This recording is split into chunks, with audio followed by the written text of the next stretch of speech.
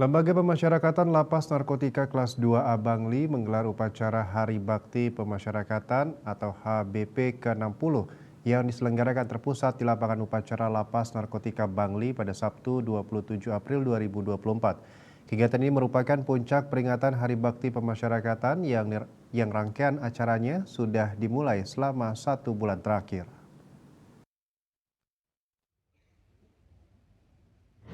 Upacara peringatan Hari Bakti Pemasyarakatan HBP yang ke-60 secara serentak dilaksanakan di tingkat pusat Kementerian Hukum dan Hak Asasi Manusia Kemenkumham, tingkat wilayah provinsi dan unit pelaksana teknis UPT di bawahnya. Untuk upacara puncak peringatan HBP ke-60 pada lingkungan kantor wilayah Kementerian Hukum dan Hak Asasi Kanwil Kemenkumham Bali dilaksanakan di Lembaga Pemasyarakatan Narkotika Lapastik Kelas 2A Bangli. Dalam apel puncak peringatan HBP yang mengusung tema Pemasyarakatan Pasti Berdampak bertindak selaku Inspektur Upacara, Kepala Kanwil Kemenkumham Bali Pramela Yunidar Pasaribu.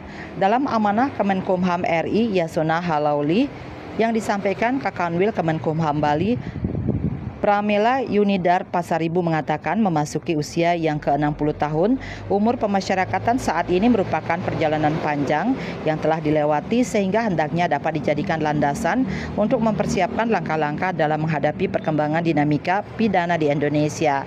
Untuk itu, pemasyarakatan memiliki peran yang sentral dalam upaya menjamin hak pembinaan bagi para pelanggar hukum serta berperan dalam memberikan perlindungan kepada masyarakat dari pengulangan tindak pidana. Pihaknya meminta kepada seluruh jajaran pemasyarakatan untuk tetap menjadi insan pemasyarakatan yang berkinerja tinggi, menjaga integritas, berbudaya anti korupsi serta menyumbang berbagai prestasi seraya menghindarkan diri dari perilaku kurang terpuji.